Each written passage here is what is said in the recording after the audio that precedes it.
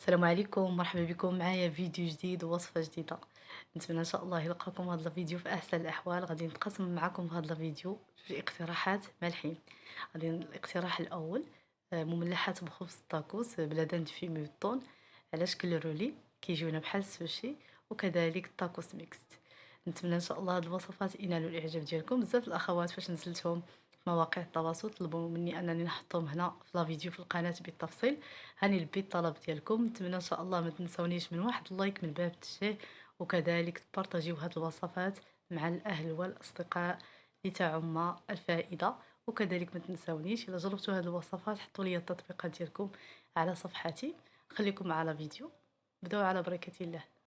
هنا غادي نبدا لكم باول اقتراح بخبز الطاكوس، روليات بخبز الطاكوس بلا دان فيمي والثوم كيجيونا بحال شكل السوشي. هنا استعملت خبز الطاكوس الجاهز، ما بقاليش الوقت باش نديرو في المنزل. انا ديجا راه شاركته معكم في مواقع التواصل فيديوهات وصور، يعني كنصوبو غير في المنزل كيجينا هائل جدا وناجح مليون في المية بحال هذا اللي كيتباع احسن.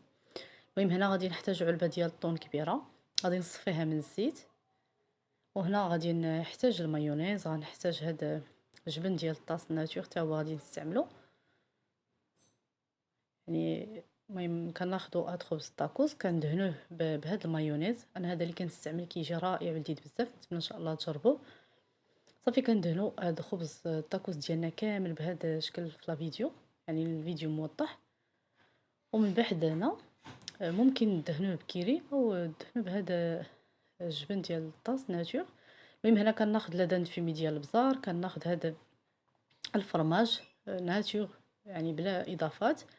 صافي هنا كنديروا لدان فيمي ديالنا ديال البزار، وكناخذوا هذا الجبن ناتور، وكناخذوا هذا لدان فيمي بالفلفله.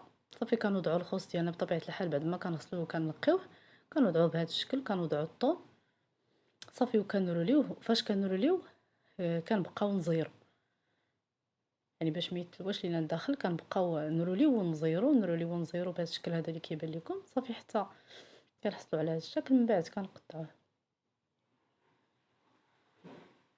يعني الطريقه سهله وكيوجد في دقائق. هنا بعد ما سالينا الرولو الاول غناخذوا الرولو الثاني. هنا غادي ندهنوا بهذا فرماج ناتور وغنخلط معاه المايونيز. صافي كندهنوها كامله بهذا الشكل هذا كما كتشوفوا. كنحطوه على داند فيمي ديال البزار، كنحطوا هذا فرماج مربعات ديال لي ساندويتش، وكنحطوا هذا الفرماج هذا الصفر الفرماج ناتور، يعني بحال المذاق ديال الفرماج الاحمر. وهنا كنحطوا لا دان فيمي ديال الفلفله، وكنحطوا الخس والثوم بنفس الطريقه. صافي وكنروليو وكنزيرو بهذا الشكل هذا.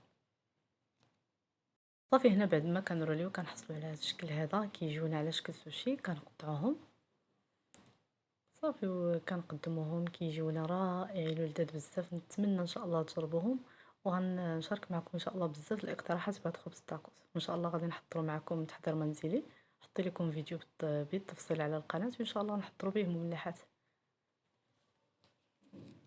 الاقتراح الثاني تاكوس ميكس اللي غنستعملوا فيه الكفته ولا داندو سوسيس.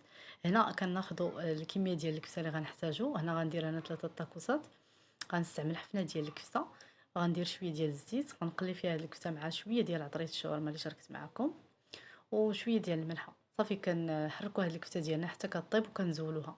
وفي نفس المقله كنديروا الزيت ومعلقه ديال الزبده. صافي وكنديروا لدان ديالنا بطبيعه الحال بعد ما كنقطعوا قطع صغيره على حسب الكميه اللي غادي تكفينا. انا غندير 3 طاكوسات، عرفت الكميه اللي غتكفيني. المهم هنا كنديروا معلقه صغيره ديال لا كنديروا شويه عطريه الشاورما وشويه ديال الملحه. صافي كنقليو هاد اللدان ديالنا حتى كتقرب طيب عفوا. من بعد كنضيفوا ليها معلقه كبيره ديال ياغورت مسوس. صافي وكنخليوها تكمل الطياب بطبيعه الحال. كنحركوها صافي حتى كطيب لينا. انا في هاد الاثناء درت الفريت تقلى. هنا بعد ما قليت الفريت وجدات ديال الكفته ولدان. بالنسبه للصوصيص مشى ليا داك المقطع. المهم الصوصيص حتى هو كتشحرو شويه ديال الزيت وعطريه الشاورما هي شويه، وشويه ديال المليحه. صافي كناخذوا هنا خبز الطاكوس الجاهز. ان شاء الله غادي نقدم معكم خبز الطاكوس اللي كنصاوب اللي ناجح مليون في المئة ان شاء الله في فيديو تفصيلي. صافي هنا كنديروا شويه ديال المايونيز، كنديروا هذا صوص الجيريان بطبيعه الحال، كاين اللي كتعجبو كاين اللي لا. المهم صوص الجيريان انا كتعجبني في الطاكوس، وكنديروه كالفريت، كنديرو الكفته، كنديرو لذاذ، وكنديرو السوسيس. هذا ميكس صافي. من بعد هنا كنديرو الفرماج ديال الساندويتش. من بعد كنديرو هنا هذا الكيتشوب، هذا اللي شاركت معكم كناخذو في بيم، كيجي رائع. نتمنى ان شاء الله تجربوه. صافي هنا كنديرو صوص الجيريان ثاني من الفوق. صافي كنسدو الطاكوس ديالنا. ممكن تستعملوا حتى هاد صلصه الفرماج في الطاكوس، كتجي رائعه. انا هنا ما استعملت. في هنا بعد ما ساليت الطاكوس ديالي غادي ندوز نبريسي وغادي نقدمو معكم. نتمنى ان شاء الله ينالوا الاعجاب ديالكم. نتمنى ان شاء الله تجربوا هاد الوصفات غادي ينالوا الاعجاب ديالكم. هنا بالنسبه لديك الصلصه ديال الفرماج ولي صوص قدمتهم هنا مع الطاكوس. وهاد لي كريب دو براش ديجا عفوا رشاكتهم معكم في القناه. وكذلك هاد المملحات على شكل سوشي. نتمنى ان شاء الله ينالوا الاعجاب ديالكم. تلقاو ان شاء الله فيديو مقبل. مع السلامه.